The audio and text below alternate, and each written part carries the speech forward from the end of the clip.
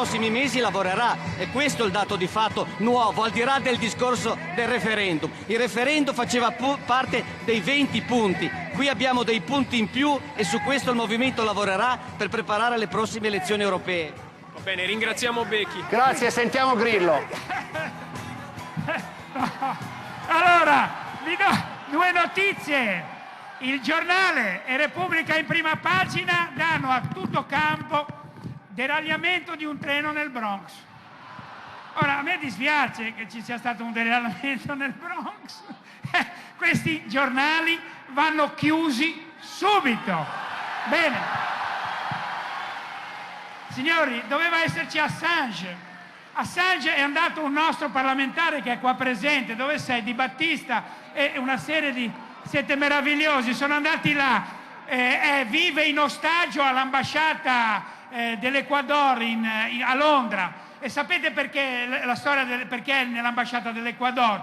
Lui adesso ha dato quasi 150.000 file a Garzón. Garzón è un grande giudice, quello che aveva messo sotto inchiesta anche Berlusconi con le televisioni spagnole. È uno che adesso ha 150.000 file nei quali si evince tutta la politica statunitense, la politica europea verso il Sud America, dove ci sono intercettazioni telefoniche dove dicono che bisogna azzerare l'economia di quei paesi.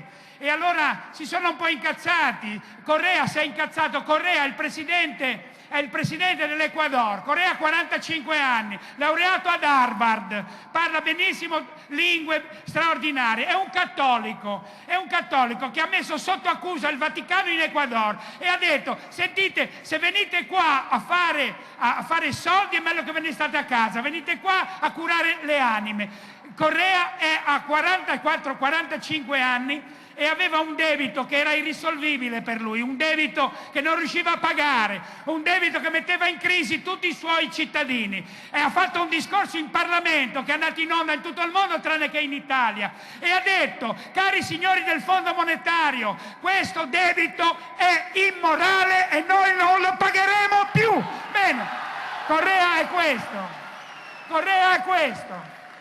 E ha usato la parola immorale, è andato sotto processo. E allora il Fondo Monetario l'ha detto: uscite dall'ONU, uscite da tutte le situazioni, non sarete più aiutati, vi faremo l'embargo, vi faremo morire di fame.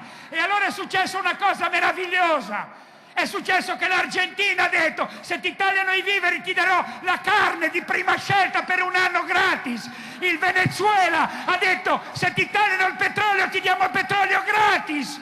Bene, il Brasile ha detto: ti diamo gli ortaggi e la frutta gratis. E Morales della Colombia ha detto: noi ti diamo per stare un po' più tranquilli.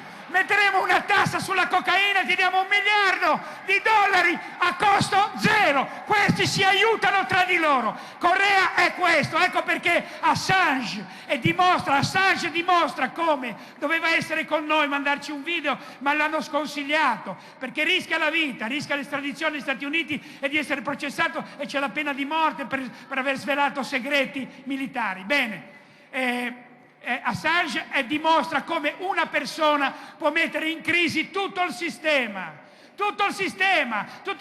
di manipolazioni, di informazioni, tutto il sistema. Voi pensavate Facebook sono questi i canali delle informazioni oggi della CIA, di queste persone qua. Oggi i grandi poteri sono dentro i grandi motori di ricerca. I grandi motori di ricerca confezionano una realtà, ognuno di noi personalizzata.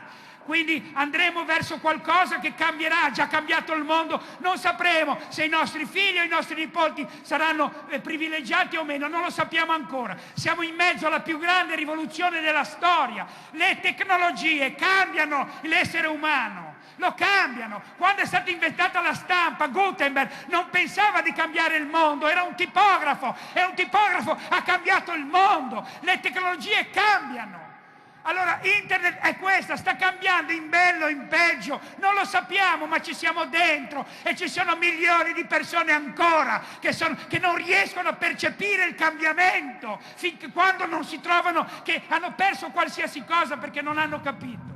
Bene, Assange doveva essere con noi. Adesso un attimo di rilassamento, così vi facciamo vedere una persona che parla di felicità, perché nel nostro movimento c'è anche quello, perché non significa che il lavoro deve essere tutta la tua vita. Il lavoro è una parte importante della tua vita, c'è anche la felicità, è la Madonna, stare un pochino meglio, stare con i tuoi figli, leggerti un libro, ci sono queste cose.